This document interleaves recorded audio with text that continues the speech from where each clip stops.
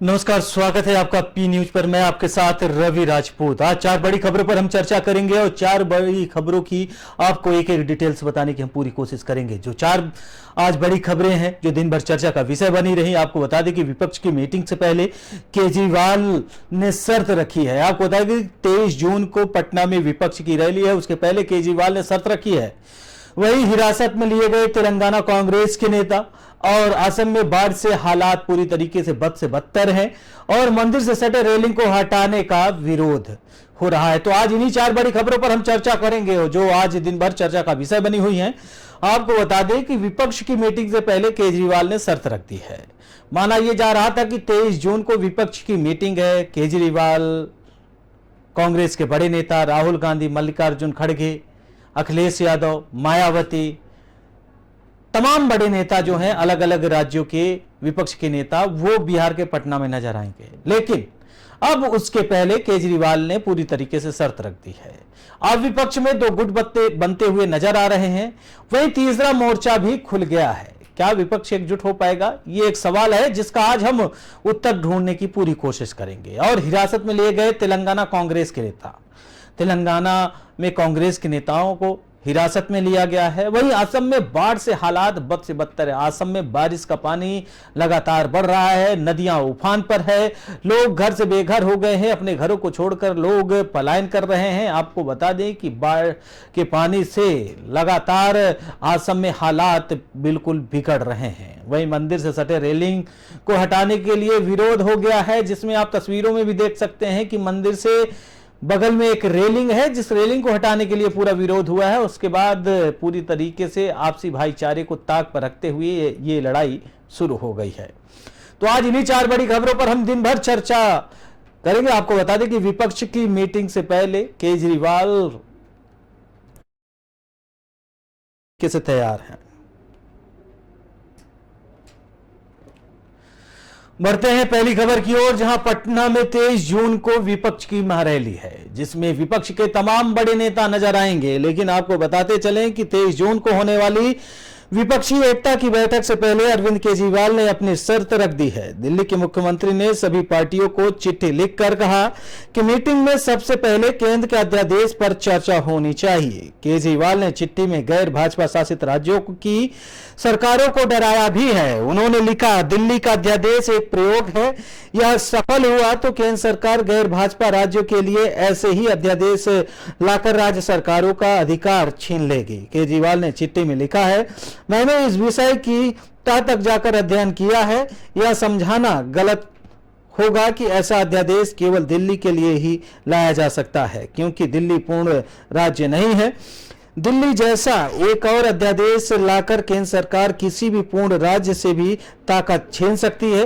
केजरीवाल ने लिखा कि केंद्र सरकार ऐसा ही अध्यादेश लाकर किसी भी पूर्ण राज्य की बिजली, शिक्षा, व्यापार को पूर्ण रूप से अधिकार छीन सकती है। यदि दिल्ली में अध्यादेश लागू हो जाता है तो दिल्ली में जनतंत्र खत्म हो जाएगा, लेकिन फिर दिल्ली वाले जो मर्जी सरकार चलाना चाहते हैं वो नहीं चला पाएंगे, उसकी कोई पावर नहीं होगी।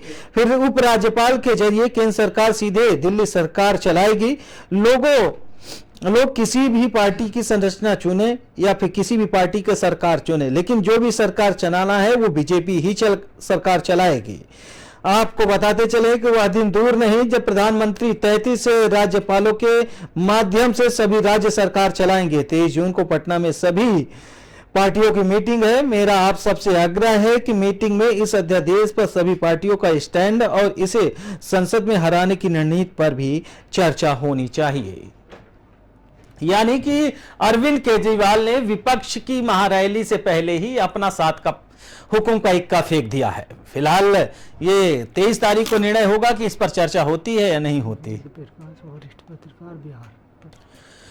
वहीं इस खबर पर हमारे साथ चर्चा करने के लिए वेद प्रकाश वरिष्ठ पत्रकार के रूप में बिहार से जुड़ गए हैं। वेद प्रकाश जी, आपका बहुत बहुत स्वागत है। सवाल यही कि बिहार यानी कि 23 जून को पटना गवाह बनेगा विपक्षी एकता के लिए, लेकिन उसके पहले अरविंद केजरीवाल ने हुक्म का इक्का चल दिया है। उन्होंने कहा कि अध्यादेश पर पहले चर्चा हो, उसके बाद यह देखा जाएगा कि विपक्ष एकजुट हो पाता है या नहीं। वेद प्रकाश जी। जी बिल्कुल, विपक्षी एकता को एकत्र करने के लिए नीतीश कुमार जी की मुहिम में नेतृत्व में पटना में 23 को जो तमाम विपक्षी दलों की जो मतलब एकजुटता दिखाने को लेकर जो बैठकें तय की गई है, तो इसमें निश्चित तौर पे जो केजरीवाल जी का जो ये अध्यादेश को लेकर कांग्रेस और ये इनका जो समर्थन को लेकर उनकी जो अपनी मतलब एक इस बात को लेकर असहमति है या असंतोष है, तो निश्चित तौर पे ये उनका ये अध्यादेश को लेकर तो देखा जाए तो कई सारे राज्यों में जैसे पंजाब या दिल्ली या समाजवादी पार्टी को उत्तर प्रदेश में देखा जाए तो आमने सामने इनकी कुछ बातों को लेकर कहीं न कहीं डिफरेंसेज है। वेद प्रकाश जी, सवाल यह है कि नीतीश कुमार केजरीवाल से भी मिल चुके हैं, नीतीश कुमार मल्लिकार्जुन खड़गे से भी मिल चुके हैं, नीतीश कुमार ममता बनर्जी से भी मिल चुके हैं, नीतीश कुमार अखिलेश यादव से भी मिल चुके हैं, मायावती से भी मिल चुके हैं, उद्धव ठाकरे से भी मिल चुके हैं, शरद पवार से भी मिल चुके हैं। यानी कि माना जाए तो तमाम विपक्षी दल के जो बड़े नेता हैं उनसे उन्होंने मुलाकात की। उसके बाद 23 तारीख यानी 23 जून को उन्होंने पटना में एक रैली आयोजित की। उस रैली में यह माना गया कि विपक्ष एकजुट होगा। अब इसके पहले वो आम आदमी पार्टी के संयोजक अरविंद केजरीवाल से मुलाकात हुई। अब अरविंद केजरीवाल अपना हुक्म के एक्का आगे चल रहे हैं। उनका कहना है कि दिल्ली सरकार है और पूर्ण राज्य है नहीं, केंद्र अध्यादेश बीजेपी लाना चाहती है, आगे सभी इसका समर्थन करें तब तो विपक्ष एकजुट होगा, अगर वो समर्थन नहीं करते तो विपक्ष एकजुट नहीं होगा, केजरीवाल बाइकआउट करेंगे। तो क्या आपको लगता है कि कल जो रैली होने वाली है उस पर पूरी तरीके से विपक्ष एकजुट हो पाएगा? जी बिल्कुल, जहां तक मुझे लगता है 2024 के लोकसभा चुनाव के मद्देनजर नीतीश कुमार ने देश भर में जो विपक्षी एकता को संगठित करने को लेकर तमाम बड़े नेताओं से उनकी जो लगातार बैठकें मुलाकातें होती रही है, उसी के मद्देनजर 23 जून पटना में जो आयोजित रैली है उसमें निश्चित तौर पर अरविंद केजरीवाल द्वारा उठाए गए सवाल दिल्ली को पूर्ण राज्य के दर्जा को लेकर, जहां तक बीजेपी ने अध्यादेश लाकर जो उप राज्यपाल को पूर्ण जो मतलब ये पावर की बात देने की बात को लेकर जो केजरीवाल का जो संशय है, तो निश्चित तौर पे उन्होंने जो अपनी बातें रखी है तो उनको उनके लिए भी एक मौका है, ताकि वो भी टटोला और परखना चाहते हैं कि कांग्रेस के बगैर समर्थन के उनकी मांगों को वहां वो मजबूती नहीं मिल पाएगी। तो उनके लिए भी एक मौका है और नीतीश कुमार के लिए भी एक चुनौती जैसा है कि तमाम विपक्षी दलों को एक साथ लेकर चलने की जो मुहिम है उनकी एकता को लेकर, उसपे अब ये उनको लेकर चलना होगा, संशय जो बनी हुई है, तो उनके लिए एक चुनौती है। बिल्कुल वेद प्रकाश जी, सवाल ये है कि एक तरफ विपक्ष, आपको लगता है कि विपक्ष एकजुट हो पाएगा? जी बिल्कुल, आपने जैसा कहा कि केजरीवाल जो अध्यादेश को लेकर उनका जो ये अपने तमाम सहयोगी विपक्षी पार्टियों से जो उनकी उम्मीदें हैं, तो एक संकेत भर इसको आप लेकर कर सकते हैं कि इस तरह की तमाम जैसे कि यूपी में देखा जाए समाजवादी पार्टी और कांग्रेस, पश्चिम बंगाल में ममता बनर्जी के सामने कांग्रेस, या यहाँ देखा जाए आपका महाराष्ट्र। वहीं इसके पहले वेद प्रकाश जी, इसके पहले ममता बनर्जी जी ने कहा था कि जहां क्षेत्रीय पार्टियां मजबूत हैं, जैसे टीएमसी का पश्चिम बंगाल में वर्चस्व है, सरकार है, तो वहां पर कांग्रेस ना लड़े, अगर लड़े भी तो 1-2 सीट ले सकती है। अगर समाजवादी पार्टी का कुछ हद तक यूपी में पैठ अच्छी है, मजबूत है, तो यहाँ भी कांग्रेस सीटों पर लड़े। आप देखिए, पंजाब में ही देखिए, अगर आप देखिए तो कांग्रेस और आम आदमी आमने सामने है। बिल्कुल। तो इस तरह के हालात में नीतीश कुमार के लिए तमाम विपक्षी दलों को एक साथ लेकर 2024 की जो उनकी रणनीति है कि भाजपा बनाम विपक्षी एकता को लेकर, तो मुझे इसमें थोड़ा सा संदेह इसमें लाजमी है कि तमाम जो क्षेत्रीय दलें हैं उनकी अपनी अपनी परिस्थितियों के हिसाब से उनकी अपनी अपनी रणनीति है और अपनी महत्वाकांक्षाएं हैं। तो इस सब में सामंजस्य बिठाना तो थोड़ी सी, तो मुझे लगता है कि कहीं ना कहीं बहुत ही वेद प्रकाश जी थोड़ा नहीं, वेद प्रकाश जी थोड़ा नहीं, इसमें पूरा संशय है। अगर आपको ये पता है कि विपक्ष पूरी तरीके से एकजुट होना है तो लोगों को अपना निस्वार्थ छोड़ना पड़ेगा, लेकिन कोई भी पार्टी छोड़ने के लिए तैयार नहीं है। जी बिल्कुल बिल्कुल, सियासत में अपनी जो नीति महत्वाकांक्षाएं होती है निश्चित तौर पे सिद्धांत की बलि दे दी जाती है अपने नीति महत्वाकांक्षाओं को लेकर। तो इन तमाम सियासी जो तमाम क्षेत्रीय पार्टियां हैं, तो कहीं आप बहुत सारी जगह देखेंगे कि कांग्रेस और ये आमने सामने है, तो अपनी अपनी जो इनकी सियासी मजबूरियां हैं, तो इनकी एकता के आगे ये आने आ रही है। बिल्कुल। और वेद प्रकाश जी, एक महत्वपूर्ण प्रश्न है, नीतीश कुमार जिनका गढ़ रहा है, कई बार से अलग अलग पार्टियों के साथ खुद गठबंधन बना के उसके बाद मुख्यमंत्री बन जाते हैं। कभी उनके साथ बीजेपी होती है, तो कभी उनके साथ जीतन राम मांझी की पार्टी होती है, तो कभी आरजेडी होती है, कभी अन्य होती है। लेकिन जो मौजूदा समय है, मौजूदा समय में जो बिहार की राजनीति है और बिहार की स्थिति और परिस्थिति है, क्या आपको लगता है कि नीतीश कुमार को इतना बड़ा कदम उठाना चाहिए था? आने वाले कल में विपक्ष एकजुट नहीं होगा, हजार सवाल उठेंगे। नीतीश कुमार, क्या आपको लगता है कि ये सारी उनकी जो पहलू है, इनके जो क्रियाकलाप है, ये प्रधानमंत्री बनने के लिए है? जी बिल्कुल। जहां तक मैं समझता हूँ, नीतीश कुमार जी की जो सियासी छवि रही है, वो कहीं ना कहीं एक बेदाग छवि रही है। और नीतीश कुमार का जो बिहार का पहला कार्यकाल रहा हो, उसे उसको देखा जाए अगर, तो निश्चित तौर पे लॉ एंड ऑर्डर की बात हो या डेवलपमेंट की बात हो, और तमाम मैं समझता हूँ सियासी पार्टियां कहीं ना कहीं नीतीश कुमार को लेकर सहमत है या एकजुटता जो दिख रही है, तो नीतीश कुमार की काबिलियत है। और नीतीश कुमार को राजनीति में राजनीति का चाणक्य माना जाता है, तो इनकी एक सूझबूझ है और अपनी एक सियासी महत्वाकांक्षा प्रधानमंत्री को लेकर जो अटकलें हैं, तो इसमें कोई दो राय नहीं है कि हर आदमी की अपनी महत्वाकांक्षाएं होती है और हर आदमी की इच्छा होती है कि मैं देश का प्रधानमंत्री या मुख्यमंत्री या राष्ट्रपति बनूं, तो ये कोई गलत बात नहीं है। और नीतीश कुमार को ये वेद प्रकाश जी, बिहार एक राज्य है, इसके अलावा देश में 28 से 29 राज्य हैं। उसके अलावा आप ये समझिए कि जिस इंसान की एक पार्टी पूर्ण बहुमत के साथ अपने राज्य में भी सरकार नहीं चला पा रही, वो कैसे पूरे देश में और इतनी बड़े दम के साथ विपक्ष को एकजुट करने के साथ प्रधानमंत्री का सपना देख सकता है? जी बिल्कुल। अब देखा जाए तो भारत की जो राजनीति है, इससे इनकार नहीं किया सकता कि भारत की राजनीति जाति और संप्रदाय की धुरी पे घूमती है, इसे तो इनकार नहीं करते आप।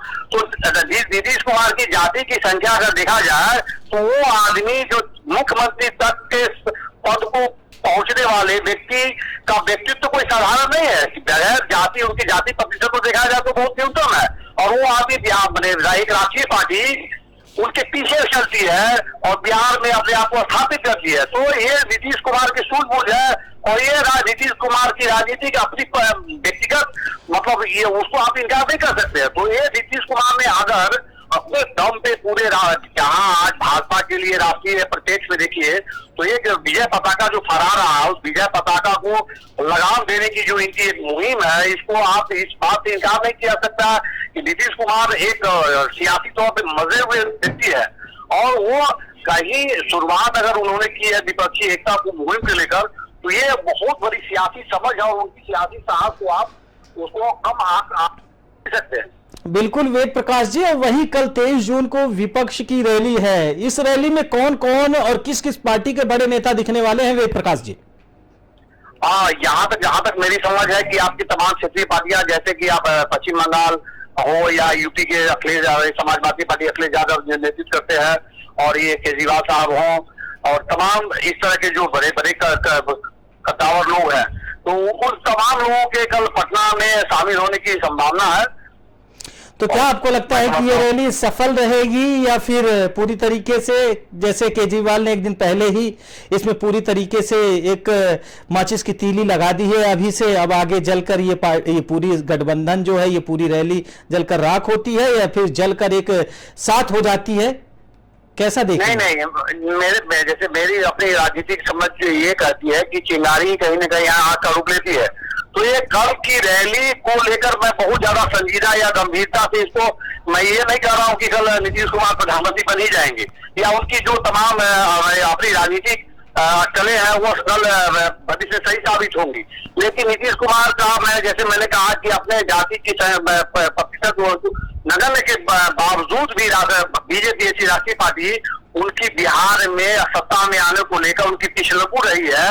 या आप देखें तो आरजेडी तब बड़ी पार्टी होने के बाद भी उनको सीएम पद का ऑफर देती है, और संख्या बल में ज्यादा होने के बाद भी तो ये नीतीश कुमार का अपनी एक राजनीतिक सूझबूझ।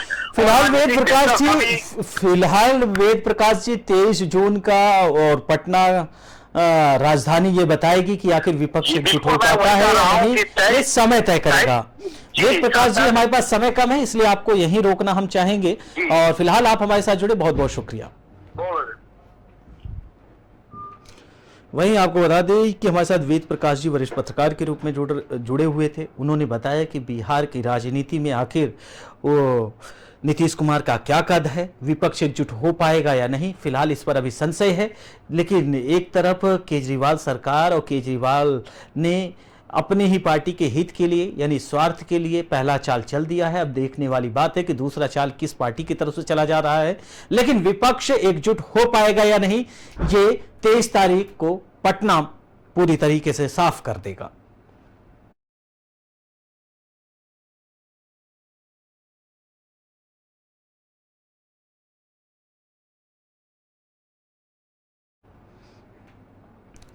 वहीं बढ़ते हैं अगली खबर की ओर, जहां तेलंगाना में कांग्रेस के नेताओं को हिरासत में लिया गया है। आपको बता दें कि तेलंगाना में कांग्रेस के नेताओं को हिरासत में लेने के बाद राज्य की स्थापना दिवस के 10 वर्ष पूरे होने पर जश्न के मौके पर विपक्षी दल के विरोधी प्रदर्शन के मद्देनजर गुरुवार को राज्य भर में तेलंगाना कांग्रेस के नेताओं का तो नजरबंद कर लिया गया, वहीं एहतियातन हिरासत में भी ले लिया गया। वहीं पुलिस ने शीर्ष कांग्रेस नेताओं को योजनाबद्ध विरोध प्रदर्शन में भाग लेने से रोकने के लिए घर में नजरबंद कर दिया। वहीं 21 दिनों तक चलने वाला उत्सव गुरुवार को समाप्त हुआ। कांग्रेस पार्टी ने इस अवसर को दशब्दी धागा यानी धोखाधड़ी का दशक करार दिया गया है और राज्य भर में विरोध प्रदर्शन का आह्वान किया गया है। जिलों में कांग्रेस नेताओं को एहतियातन हिरासत में लिया गया है, नजरबंद भी कर दिया गया है। लेकिन वहीं वरिष्ठ नेता और पूर्व मंत्री मोहम्मद अली शब्बीर को हैदराबाद में नजरबंद कर दिया गया है। समारोह के आखिरी दिन मुख्यमंत्री के चंद्रशेखर राव ने तेलंगाना शहीद स्मारक हमारा दीपम का उद्घाटन करने के लिए पहुंचे थे, जिसके बाद ये पूरी कांग्रेस नेताओं को हिरासत में लिया गया है।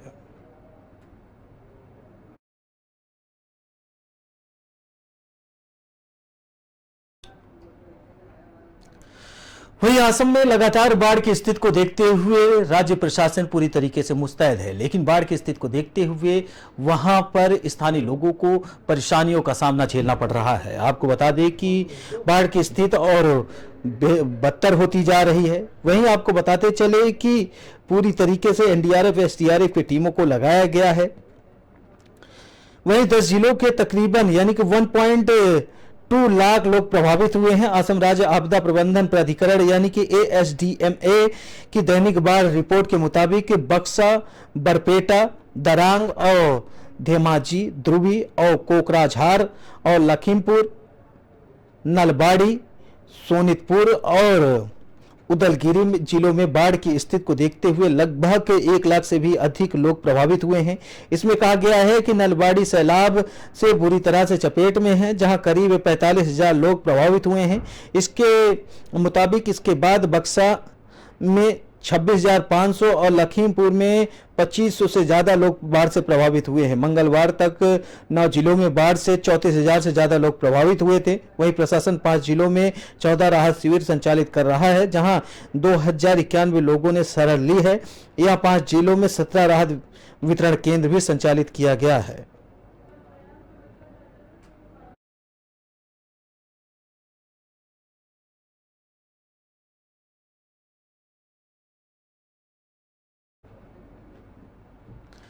वहीं दिल्ली के मंडावी इलाके में मंदिर के बगल में रेलिंग हटाने का पूरा मामला सामने आया है, जहां पर यह माना जा रहा है इस रेलिंग को लेकर विवाद खड़ा हो गया है। उसके बाद रेलिंग को मंदिर के लिए हिस्से में हटाए जाने के विरोध में बड़ी संख्या में लोग विरोध प्रदर्शन कर रहे हैं। धरना प्रशासन अवैध रेलिंग को हटाने पहुंची थी, लेकिन वहां स्थानीय लोगों ने प्रशासन का विरोध करना शुरू कर दिया। हालांकि प्रशासन ने कहा कि अवैध रेलिंग को ही केवल हटाया जाएगा, मंदिर को कोई नुकसान नहीं पहुंचाया जाएगा।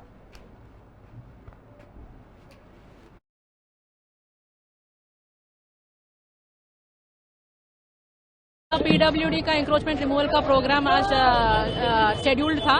इसमें एक मंदिर का ग्रिल जो फुटपाथ के ऊपर इंक्रोच कर रहा था, उनका रिमूव करने का प्रोग्राम था। तो हमें कल इंटीमेशन आई है पीडब्ल्यूडी से, और यहाँ पे मंदिर के अराउंड में जो ग्रिल लगी है वो फुटपाथ के ऊपर एंक्रोच कर रखी है, तो वो ग्रिल हटाने के लिए हमसे असर रखी है। हमने असिस्टेंस दे दिया है और जहाँ पे फुटपाथ के ऊपर एंक्रोच करके वो ग्रिल लगाई थी वो ग्रिल हटा दिया है शांतिपूर्वक से, और अभी लॉ एंड ऑर्डर नॉर्मल है। पीडब्ल्यूडी का एंक्रोचमेंट रिमूवल का प्रोग्राम। फिलहाल इस बुलेटिन में हमारे साथ इतना ही। बाकी देश दुनिया की तमाम बड़ी खबरों से जुड़ने के लिए देखते रहिए पी न्यूज। नमस्कार।